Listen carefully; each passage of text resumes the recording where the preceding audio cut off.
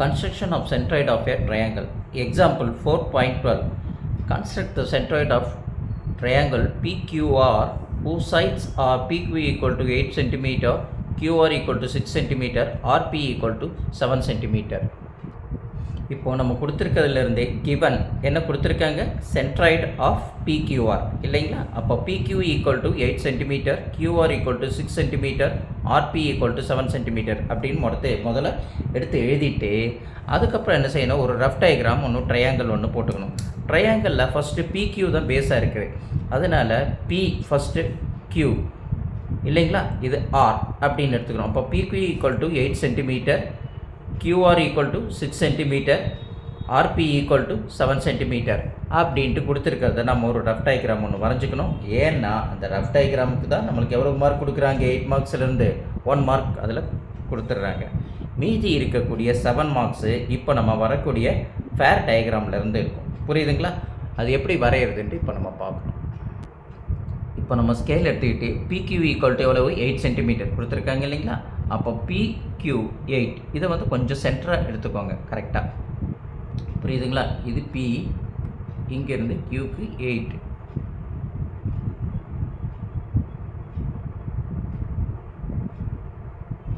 அப்போ இந்த PQ equal to எவ்வளோ கொடுத்துருக்காங்க, அவங்க 8 சென்டிமீட்டர் கொடுத்துருக்காங்க. இப்போ நம்ம வரைஞ்சிட்டோம்.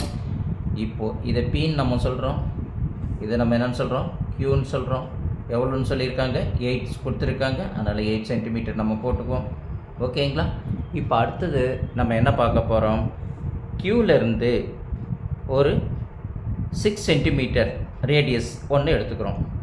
எப்படி, நம்ம ஸ்கேல் எடுத்து இப்படி நம்ம எப்போயுமே முதல்ல சொன்ன மாரி என்ன செஞ்சிடணும், ஸ்கேலை திருப்பி வச்சுக்கிட்டு போடுங்க. அது கொஞ்சம் ஈஸியாக அழகாக வரும், உங்களுக்கு பாயிண்ட் அக்யூரேட்டாக வரும். இந்த இடத்துல ஒரு இடத்துல சின்ன ஒரு ஹோல் மாரி ஒன்று பண்ணிக்கோங்க. பண்ணிவிட்டு இங்கேருந்து ஒரு 6 சென்டிமீட்டர், புரியுதுங்களா, இதுமாரி 6 சென்டிமீட்டர் இப்படி எக்ஸ்பேண்ட் பண்ணிங்கன்னா கரெக்டாக பர்ஃபெக்டாக 6 சென்டிமீட்டர் உங்களுக்கு அக்யூரேட்டாக வரும்.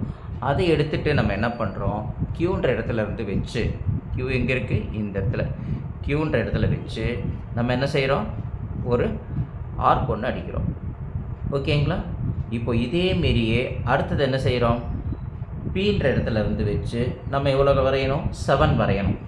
அப்போது ஸ்கேல் எடுத்துக்கிட்டு நம்ம அதேமாரி வச்சு 7 சென்டிமீட்டருக்கு என்ன செய்யணும், மெஷர்மெண்ட் அக்யூரேட்டாக கரெக்டாக இப்போ பார்த்தோம்னா கரெக்டாக மெஷர்மெண்ட் 7 கரெக்டாக வரும் இல்லைங்களா,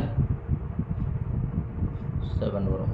அப்போது இங்கேருந்து நம்ம வச்சு என்ன செய்கிறோம், ஒரு 7 சென்டிமீட்டருக்கு ஒரு ஆர்க் ஒன்று இப்படி கட் பண்ணுறோம். இது 2 ஆர்க்கு எங்கே மீட் ஆகுதுன்னு பார்க்குறோம். அந்த மீருக்கு 2 கட் ஆகிற அந்த மிடில் பாயிண்ட் இருக்குது பார்த்தீங்களா, அந்த 2 ஆர்க்கும் கட் ஆகிற இடத்துல ஒரு பாயிண்ட் ஒன்று வச்சுக்கிறோம்.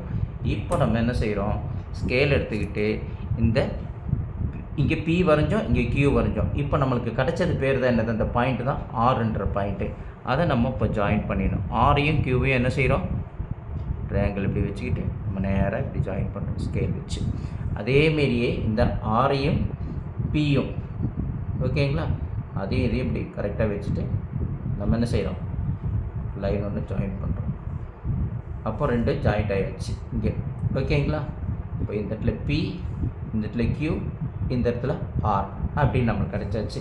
இப்போ நம்ம அடுத்தது என்ன வரையணும், ஃபஸ்ட்டு கொடுத்துருக்கிறதுல draw the triangle PQR using the given measurement. என்னென்ன measurement, PQ equal to 8 centimetre, அப்புறம் RQ இருக்குது இல்லைங்களா, அப்போ QR ஈக்குவல் டு 6 சென்டிமீட்டர். அடுத்து வேறு என்ன கொடுத்துருக்காங்க, RP equal to 7 centimeter. ஓகேங்களா, வரைஞ்சிச்சு. And construct the perpendicular bisector of any 2 sides. ஏதாவது 2 சைடு மட்டும் நம்ம வரைஞ்சா போதும். ஓகேங்களா, ஒன்று PQ எடுத்துக்கலாம், ஒன்றுத்துக்கு QR எடுத்துக்கலாம். புரியுது இல்லைங்களா? எதுக்கு இது கண்டுபிடிக்கிறோன்னா, to find the mid points of the M and N, PQ, QR respectively அப்படின்னு சொல்லியிருக்காங்க. சரி, இப்போ நம்ம என்ன செய்கிறோம், ஃபஸ்ட்டு பர்பெண்டிகுலர் பைசெக்டர் PQ Qக்கும் வரைகிறோம். இங்கேருந்து நம்ம ஹாஃபுக்கு மேலே ஒரு ஆர்க் ஒன்று அடிச்சுக்கிறோம். இது ஹாஃபு, புரியுது இல்லைங்களா, இந்த ஹாஃபுக்கு மேலே ஒரு ஆர்க் ஒன்று அப்படி அடிக்கிறோம். அதேமாரி இது ஹாஃபுக்கு மேலே இப்படி கீழே ஒரு ஆர்க் ஒன்று அடிக்கிறோம். பார்த்துக்கோங்க, கீழே இதேமாரி ஒரு ஆர்க் அடிக்கிறோம். அதேமாரியே இந்த இடத்துல Pயில் வச்சு நம்ம என்ன செய்கிறோம், இங்கே ஒரு ஆர்க் ஒன்று இப்படி கட் பண்ணுறோம், இங்கேயும் ஒரு ஆர்க் ஒன்று இப்படி கட் பண்ணுறோம். இந்த 2 ஆர்க்கு எங்கே மீட் ஆகுதுன்னு பாருங்கள். கரெக்டாக இந்த இடத்துல இங்கே ஆர்க்கு இந்த மீட் ஆகும், இந்த இடத்துல இங்கே ஒரு மீட் ஆகும். இந்த 2 மீட் ஆகிற பாயிண்ட்டையும் நம்ம அழகாக ஸ்கேல் வச்சு என்ன செஞ்சுக்கணும், ட்ரா பண்ணிக்கணும். புரியுது இல்லைங்களா? இப்போ பாருங்கள், இந்த இடம் இதுதான் அந்த பிக்யூவோட பர்பண்டிகுலர் பைசெக்டார். எது? இப்போ நம்ம வரையக்கூடிய ஒரு லைன் ஒன்று கட் ஆகுது பார்த்தீங்களா, இந்த இடம். புரியுது இல்லைங்களா? இந்த இடம் தான் என்னது, பிக்யூவோட பர்பண்டிகுலர் பைசெக்டார். சரி, அப்போ அது பர்பண்டிகுலர் பைசெக்டார் நம்ம வரைஞ்சிட்டோம். அடுத்தது நம்ம என்ன செய்யணும், கியூக்கும் ஆருக்கும் பர்பண்டிகுலர் பைசெக்டார் எடுக்கணும்.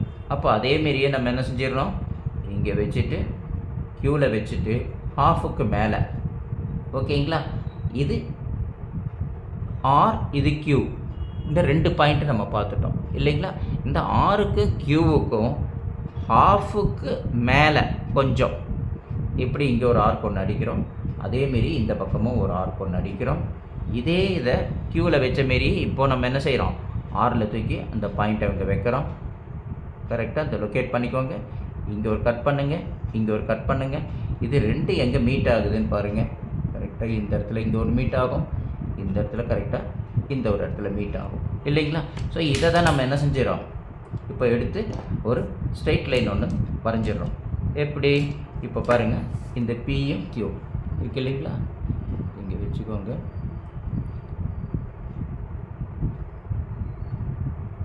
வச்சிட்டோம்னா கரெக்டாக உங்களுக்கு ஸ்கேல் வரையக்கூடிய இந்த கேப்பை கரெக்டாக பார்த்துக்கோங்க. இதிலேருந்து ஒரு பர்பண்டிகுலர் பைசெக்டார் நம்ம வரைஞ்சிட்டோம் இல்லைங்களா? இந்த பர்பண்டிகுலர் பைசெக்டார் எவ்வளோ வரணும், 90 டிகிரி வரணும். அதுதானே பர்பண்டிகுலர் பைசெக்டரோட கான்செப்டே, நம்மளுக்கு நல்லாவே தெரியும் இல்லைங்களா? ஸோ இப்போ இது வரைஞ்சாச்சு. இந்த பர்பண்டிகுலர் பைசெக்டார் 2 வரைஞ்சால் போதும்னு சொல்கிறாங்க. அப்போ 2 இப்போ வரைஞ்சி முடிஞ்சதுக்கப்புறம் நம்ம என்ன பண்ணணும், we take the find the midpoints of the m and n. அப்போ எதை எம்முன்னு சொல்கிறோம் நம்ம, ஃபஸ்ட்டு இங்கே கொடுத்துருக்கிற பாயிண்ட்டை வந்து we taken as a m அப்படின்னு நம்ம எடுத்துக்கிறோம். அப்போ இங்கே கொடுத்துருக்கிற பாயிண்ட்டை நம்ம என்னன்னு சொல்லியிருக்கோம், n அப்படின்னு நம்ம எடுத்துக்கிறோம். புரியுது இல்லைங்களா? அடுத்தது draw the medians of the pn and rm the meet at g. pnஐயும் வரையணும். இப்போ pnஐயும் ஜாயின் பண்ணணும். ஓகேங்களா? அந்த pn அதுதான் என்னது, மீடியன். இந்த மீடியன்லேருந்து எதிர்க்கு இருக்கிற வெர்டெக்ஸுக்கு, இப்போ இந்த எண்ணுக்கு ஆப்போசிட்டை என்ன வெர்டெக்ஸ் இருக்குது, பீன்ற வெர்டெக்ஸ் வண்டி தான் இருக்குது இல்லைங்களா? அப்போது அதனால் நம்ம என்ன செஞ்சிடும், இந்த எண்ணெய்ங்க வச்சுட்டு மார்க் பண்ணிவிட்டு இந்த இடத்துல இருந்து இந்த பீன்ற இடத்துக்கு என்ன செய்யணும், ஒரு லைன் ஒன்று ட்ராப் பண்ணுறோம். ஓகேங்களா? இது இங்கே போய் கரெக்டாக நம்மளுக்கு மீட் ஆகுது. அதேமாரியே இந்த பிக்யூன்ற லைன் இருக்குது பார்த்தீங்களா, இந்த பிக்யூக்கு ஆப்போசிட்டில் இந்த மிட் பாயிண்ட் என்னது, எம்முன்னு இருக்குது. எம்முக்கு ஆப்போசிட்டில் என்ன வெர்டெக்ஸ் இருக்குதுன்னு பாருங்கள், ஆர்ன்ற வெர்டெக்ஸ் இருக்குது. இதை 2த்தையும் நம்ம என்ன செய்கிறோம், ஜாயின் பண்ணுறோம். புரியுதுங்களா? இதை 2த்தையும் ஜாயின் பண்ணிட்டோம். இது 2 லைனும் எங்கே மீட் ஆகுதோ அந்த இடத்த தான் நம்ம என்னென்னு கன்சிடர் பண்ணுறோம், ஜி அப்படின்னு கன்சிடர் பண்ணுறோம். என்னென்னு கன்சிடர் பண்ணுறோம், ஜி.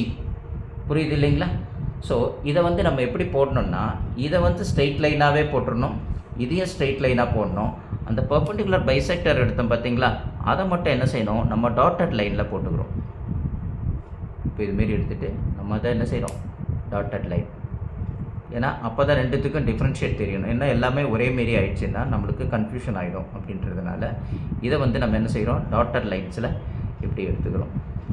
ஓகேங்களா? அப்போ இதையும் என்ன செஞ்சிடும், நம்ம டாட்டட் லைன்ஸில் வரைஞ்சிக்கிறோம். ஃபஸ்ட்டு லைட்டாக வரைஞ்சிட்டு அதுக்கப்புறம் அப்படியே டாட் பண்ணிக்கோங்க, ஈஸியாக இருக்கும் உங்களுக்கு. புரியுதுங்களா?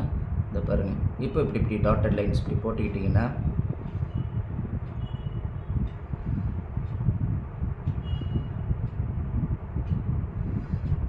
உங்களுக்கு ஈஸியாக என்ன செய்கிறோம், கரெக்டாக இந்த புரிதல் வர ஆரம்பிக்கும். புரியுது இல்லைங்களா? அப்போது இந்த டாட்டட் லைன்ஸ் இப்படி நம்ம வரைஞ்சாச்சு. ஓகே, இப்போது இந்த டாட்டட் லைனில் இது 2 இந்த பக்கம் போயிட்டுருக்கு பார்த்தீங்களா, இந்த மிட் பாயிண்ட்டுன்றது என்னன்னு கிடைக்கிது, இந்த ஆர்கியூ. இதுதான் நம்மளுக்கு என்னது, ஆர்ன்னு நம்ம சொல்கிறோம். இதை தான் நம்ம என்னன்னு சொல்கிறோம், கியூன்னு சொல்கிறோம். அந்த ஆர்கியூக்கு மிட் பாயிண்ட் எங்கே கிடைக்கிது, என்னன்ற மிட் பாயிண்ட். இந்த எண்ணுக்கு மிட் பாயிண்ட்டுக்கு ஆப்போசிட் சைடில் என்ன இருக்குது, பீன்ற வெர்டெக்ஸ் இருக்குது. அந்த பீன்ற வெர்டெக்ஸிலேருந்து நம்ம எண்ணுக்கு என்ன செய்கிறோம், ஜாயின் பண்ணுறோம். ஒரு ஸ்ட்ரெயிட் லைன் வச்சு ஜாயின் பண்ணுறோம், ஸ்கேல் வச்சு அதை வரைஞ்சிட்டோம்னா அதேமாரியே இந்த பிக்யூக்கு இந்த எம்ன்ற ஒரு மிட் பாயிண்ட் ஒன்று கிடச்சிருக்கு. இந்த எம்மிலேருந்து ஆப்போசிட் வெர்டெக்ஸ் எங்கே இருக்குது, ஆர்ன்றது இருக்குது இல்லைங்களா. இப்போ இதையும் நம்ம என்ன செய்கிறோம், இதையும் இதேமாரி ஸ்ட்ரெயிட் லைனாக என்ன செஞ்சிடறோம், ஜாயின் பண்ணிக்கிறோம். அந்த வெர்டெக்ஸையும் அந்த மிட் பாயிண்ட்டையும் நம்ம என்ன செய்கிறோம், ஜாயின் பண்ணுறோம் இல்லைங்களா.